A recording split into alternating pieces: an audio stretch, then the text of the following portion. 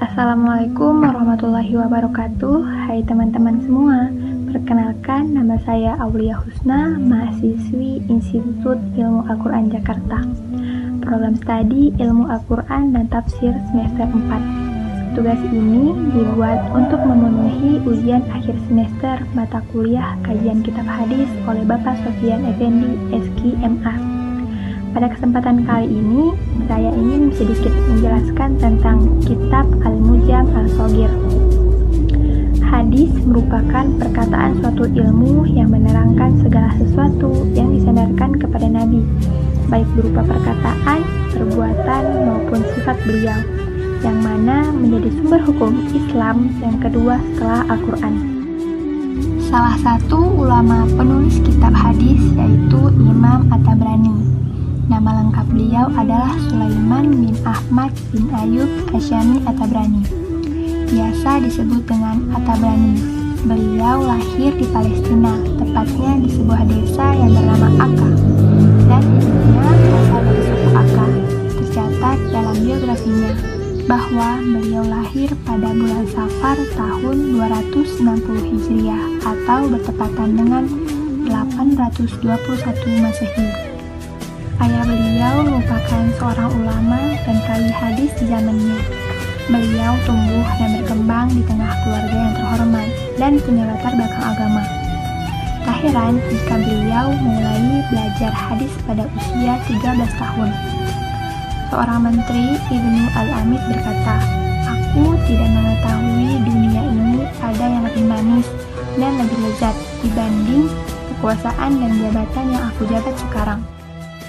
At-Tabrani mengalahkan Al-Ju'abi dalam banyaknya hafalan, sementara Al-Ju'abi mengalahkan At-Tabrani dalam kecerdasannya dan kebenaran. Kemudian terjadi dialog antara mereka hingga tidak diketahui mana yang lebih unggul antara keduanya. Al-Ju'abi mengatakan, "Aku meriwayatkan hadis yang tidak ada orang meriwayatkannya di dunia ini kecuali aku." At-Tabrani menanggapi, "Coba tunjukkan." Al-Ju'abi mengatakan, "Abu Khalifah telah menyampaikan kepadaku, Sulaiman bin Ayyub telah menyampaikan kepadaku." Kemudian ia sampaikan isi hadisnya. At-Tabrani mengatakan, "Akulah Sulaiman bin Ayyub, dan aku mendengar hadis itu dari Abu Khalifah." Al-Ju'abi pun merasa malu. At-Tabrani mengunggulinya. Ibnu Al-Amid melanjutkan, "Aku berandai kalau saja kementerian dan jabatan ini tidak diberikan kepadaku, dan aku berandai menjadi At-Tabrani, pastilah aku bahagia sebagaimana bahagianya At-Tabrani karena hadis." Dari sini kita dapat melihat keunggulan At-Tabrani. Abu Bakar Muhammad bin Ahmad bin Abdurrahman mengatakan, At-Tabrani sudah dikenal walaupun tidak disebut keulamaan dan kontribusinya. Ia menyampaikan hadis di Isfahan selama 60 tahun. Yang mendengar darinya adalah seorang bapak, kemudian nanti anaknya, kemudian nanti cucunya, bahkan sampai ke cicit mereka. Ia adalah seorang yang luas ilmunya dan banyak karya tulisnya. Rihlah ilmiah At-Tabrani. At-Tabrani telah belajar pada usia 13 tahun di beberapa kota seperti Syam, Hijaz, Baghdad, Kufah, dan Basrah. Ia meriwayatkan hadis dari 1000 atau lebih. Ia diajak rihlah oleh ayahnya belajar padanya karena ayahnya sendiri merupakan shahihul hadis. Awal perjalanan beliau pada tahun 275 Hijriah, dan selama sisa perjalanannya ia bertemu dengan para rijal hadis selama 16 tahun. Beberapa kota yang pernah beliau singgahi seperti Syam, Hijaz, Baghdad, Kufah, Basrah, dan lainnya. Demikian pula Qaisiriyah untuk menghafal Al-Quran dan memperdalam ilmu agama. Afghanistan termasuk negeri yang pernah dikunjungi olehnya dalam rangka menuntut ilmu.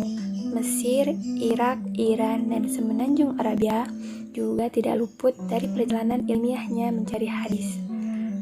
Tentang perjalanan intelektualnya ini, Al-Zahabi mengatakan, ia sampai ke Irak setelah melakukan perjalanan ke negeri-negeri tersebut.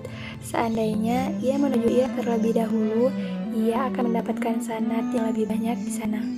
Karena banyaknya perjalanan yang pernah ditempuh, sehingga di antara predikat ulama yang diberikan kepada beliau adalah ar-rohlah, yang berarti orang yang banyak melakukan perjalanan.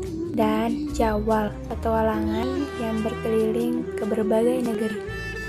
Setelah bertahun-tahun lamanya beliau dalam pengembaraan ke beberapa negeri, maka beliau pun menyusun 3 buah kitab hadis, yakni Al-Mu'jam Al-Shaghir, Al-Mu'jam Al-Kabir, Al-Mu'jam Al-Awsat.